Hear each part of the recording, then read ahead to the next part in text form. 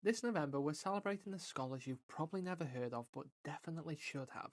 So, when Dr. Esther Lederberg passed away in 2006, her widower started a website to document all of her scientific contributions. He did this because Esther herself once said, "Forget it, I'll be forgotten anyway." She was a pioneering microbiologist who fundamentally changed our understanding of bacterial genetics, and she was right. Most people have no idea who she is. Esther Zimmer was born in 1922. She wanted to study biochemistry but was told it was too difficult for women. She ignored them, earned her bachelor's degree, then a master's from Stanford, then a PhD from the University of Wisconsin. At Wisconsin, she met Joshua Lederberg, a fellow scientist. They married and began working together on bacterial genetics. And here's what they discovered: bacteria don't just make identical copies of themselves when they reproduce, they actually exchange genetic material, mixing it all up, creating new combinations, kind of like asexual reproduction, but for single celled organisms.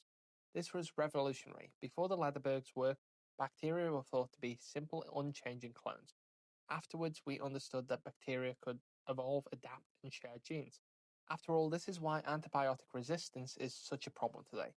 Bacteria swap resistant genes amongst themselves, and Esther didn't just contribute to this work, she made the critical discoveries. She developed a technique called replica plating, which allowed scientists to transfer bacterial colonies from one plate to another whilst maintaining their exact position.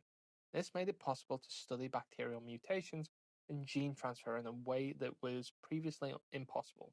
She also discovered the Lambda bacteriophage, a virus that infects bacteria and has become one of the most important tools in molecular biology.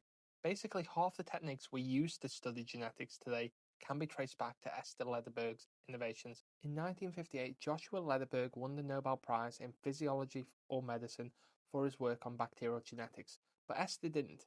She wasn't even mentioned. The Nobel went to Joshua and two other male scientists. But Esther's contributions were almost invisible.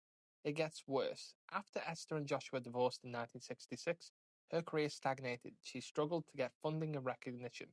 Her widower, Matthew Simon, made sure that we didn't forget her.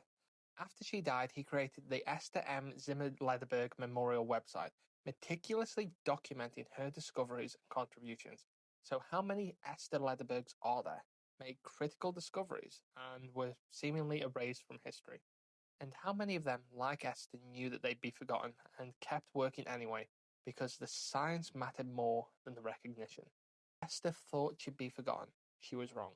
We remember her now, but it took too long, so keep learning and keep questioning.